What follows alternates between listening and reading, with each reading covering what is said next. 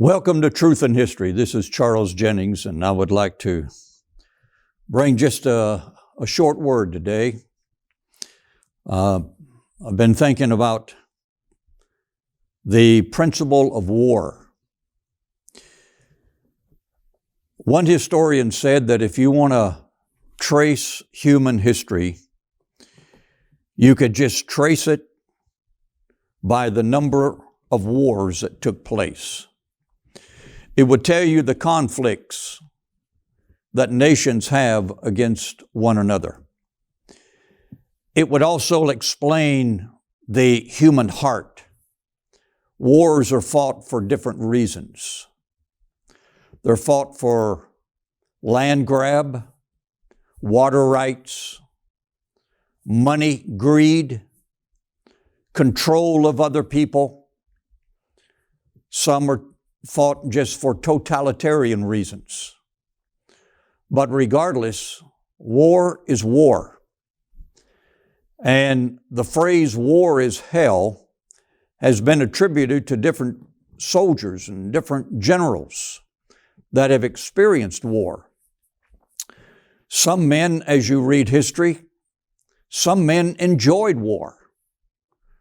They were glad they were there. They were glad that the war was taking place. Some wars are unnecessary. Some wars are necessary. But in one of our magazines, our ministry magazine,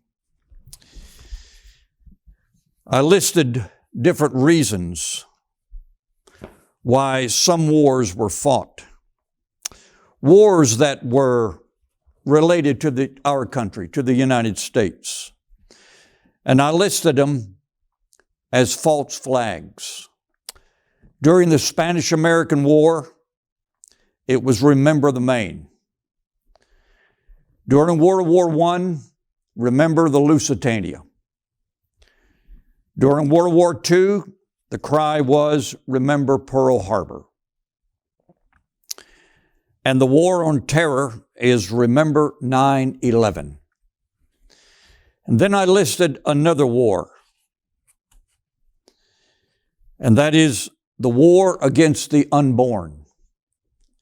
And unfortunately, I put a figure in this magazine of since 1973, when Roe versus Wade became, quote, law, I put down the figure 60,000 when I should have put down 60 million lives have been snatched out. 60 million and climbing. But I have a poem before me that I would like to read in honor of the soldier. I honor soldiers. I have preached many funerals of soldiers that have passed away. And I have honored them to the best that I could.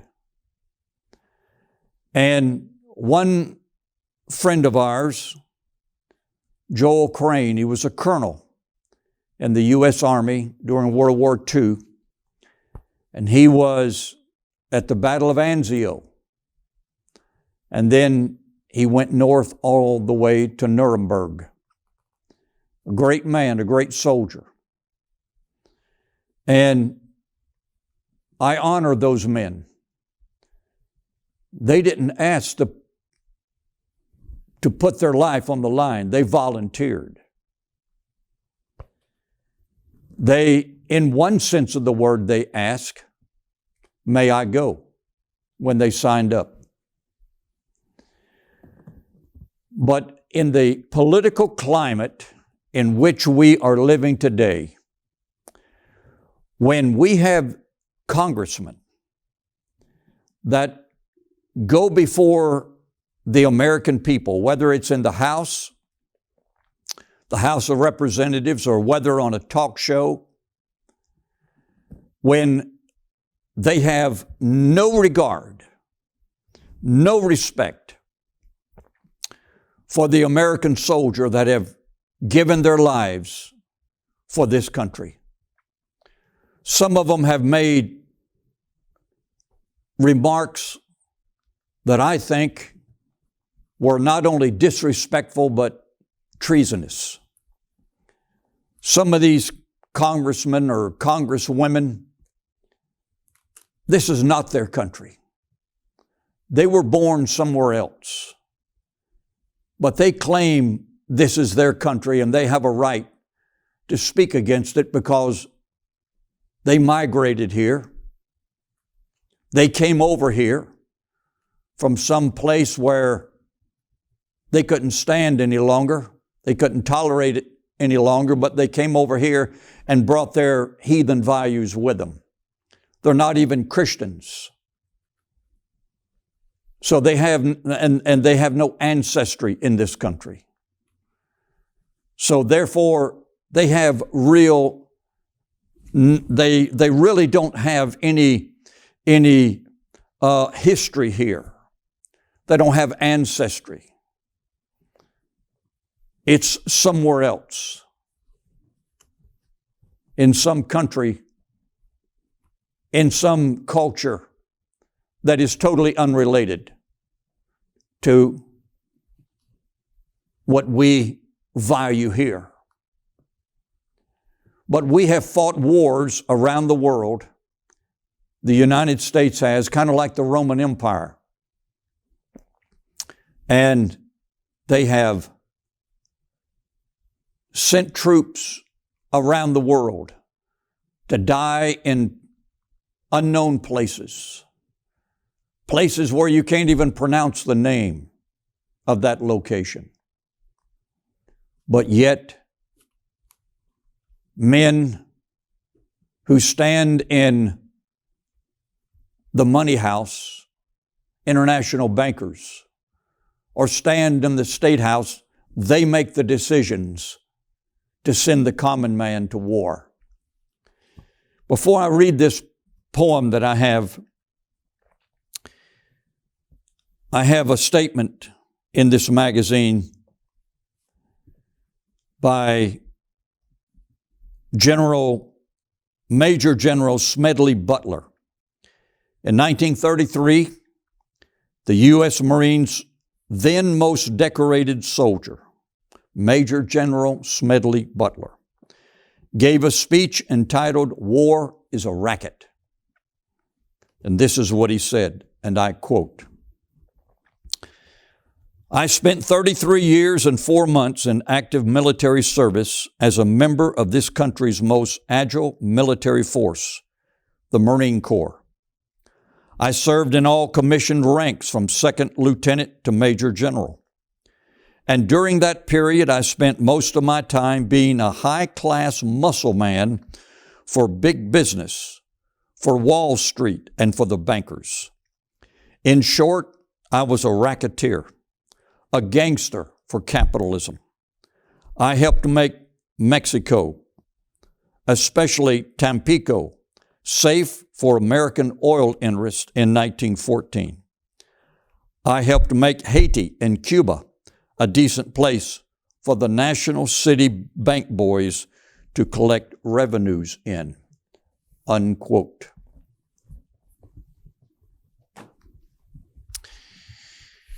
In Matthew chapter 24, Jesus gave us one of the signs of the times. The signs that he gave applied to the Roman Empire between the time of his crucifixion and 70 AD and beyond. And they still apply today. And Jesus said in Matthew 24:6, "And ye shall hear of wars and rumors of wars." So, wars and rumors of wars.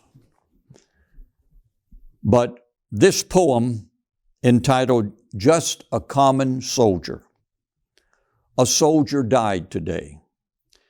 It's by A. Lawrence Vanecourt. And as I read this, I think of D-Day, the invasion at Normandy. I've been to Normandy Beach. It's an awesome place where you go to Omaha Beach, Juneau Beach, and the others. It had to be absolute, total hell getting off those amphibious vehicles or those ships and storming that beach when the Germans were in their bunkers, killing our American, British, Allied soldiers by the hundreds. And then the survivors come home, and then they have to start their lives all over again. I think of D-Day. I think of Pearl Harbor, where approximately 2,400 sailors was in the bottom of that ship that was bombed, and they could not get out. And they probably took a wrench and beat on the hull of that ship. That was December 7th, and that beating stopped just before Christmas. They gave their lives. You think of the many wars that the Americans have fought, and then that gave their lives. Some gave their all. And then politicians, smart aleck, irreverent, anti-American, socialist, some of them even communist, dictating our policies, who are nothing but change agents for the Marxists. Well, I want to read this poem. It's entitled, Just a Common Soldier. A Soldier Died Today, by A. Lawrence Vanecourt. He was getting old and pouchy, and his hair was falling fast. And he sat around the Legion telling stories of the past, of a war that he had fought in and the deeds that he had done. In his exploits with his buddies, they were heroes, every one. And though sometimes to his neighbors his tales became a joke, all his Legion buddies listened, for they knew whereof he spoke. But we'll hear his tales no longer, for old Bill has passed away. And the world's a little poor, for a soldier died today. He will not be mourned by many, just his children and his wife, for he lived an ordinary and quiet, uneventful life, held a job and raised a family, quietly going his own way. And the world won't note his passing, though a soldier died today. When politicians leave this earth, their bodies lie in state, while thousands note their passing and proclaim that they were great. Papers tell their whole life stories from the time that they were young, but the passing of a soldier goes unnoticed and unsung. Is the greatest contribution to the welfare of our land a guy who breaks his promises and cons his fellow man, or the ordinary fellow who, in times of war and strife, goes off to serve his country and offers up his life? A politician's stipend and the style in which he lives are sometimes disproportionate to the service that he gives, while the ordinary soldier who offered up his all is paid off with a medal and perhaps a pension small. It's so easy to forget them, for it was so long ago that the old Bills of our country went to battle. But we know It was not the politicians with their compromise and ploys who won for us the freedom that our country now enjoys. Should you find yourself in danger with your enemies at hand, would you want a politician with his ever-shifting stand? Or would you prefer a soldier who has sworn to defend his home, his kin, and country, and would fight until the end? He was just a common soldier, and his ranks are growing thin. But his presence should remind us we may need his like again. For when countries are in conflict, then we find the soldier's part is to clean up all the troubles that the politicians start.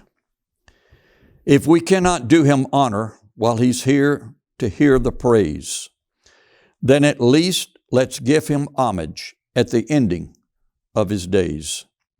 Perhaps just a simple headline in a paper that would say, "Our country is in mourning, for a soldier died today." That poem was by A. Lawrence Vanecourt. I pray that you've been inspired by it. It's rather somber, I should say, and sober, because our country could again be engaged in a war for our very survival. And I pray, God help us. God defend us. Our God, our help in ages past, and our defender of the present. God bless you.